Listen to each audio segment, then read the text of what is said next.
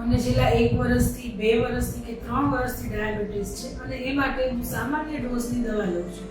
એનાથી મારું sugar level એકદમ કંટ્રોલમાં રહે છે અને મારું HbA1c પણ બહુ ખાસ વધતું નથી.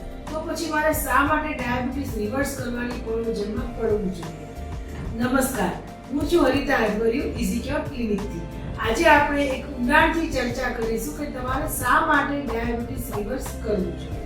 તમારા શરીરમાં ધીરે ધીરે એક રોગે પગ પેસારો કરવાની શરૂઆત કરી છે અને દવાઓ લેવાથી આ રોગના લક્ષણો ધીરે ધીરે ઓછા થતા જાય છે. યાદ રાખજો કે રોગ ઓછો નથી થતો, માત્ર લક્ષણો ઓછા થાય છે.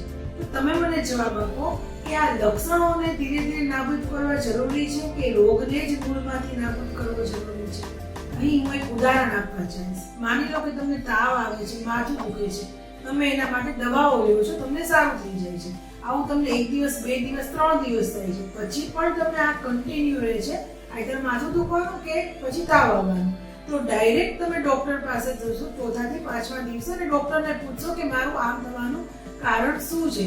એટલે કે તમે રોગનું જે મૂળ છે એને જાણવાની કોશિશ કરશો અને તમારા માથું દુખવા કે તાવ આવવા પાછળ જે પણ કારણ હશે, અપૂરતી ઊંઘ, ટ્રાવેલિંગ, અપચો, એ કારણને દૂર કરી અને તમે એક સ્વસ્થ જીવનશૈલી અપનાવશો કે જેનાથી તમારો રોગનું મૂળ છે એ જ નીકળી જાય.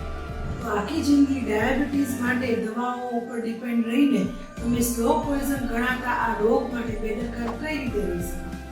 દવાઓ લઈને તમે ખાવા પીવાની પરિસ્થિતિ મુક્ત રહેવા માંગો છો, પછી ભલે ડાયાબિટીસને કારણે તમારા ઇન્ટરનલ ઓર્ગન, તમારી કિડની, આંખો દરેકને નુકસાન થાય, છતાં પણ તમે આ રોગનું મૂળ કારણ જાણી અને એનું રિવર્સલ કરવામાં ઇન્ટરેસ્ટેડ નથી, તો સોરી, પણ હું તમને જણાવવા માંગુ છું કે તમારે ખરેખર ડાયાબિટીસ રિવર્સલની જરૂર નથી.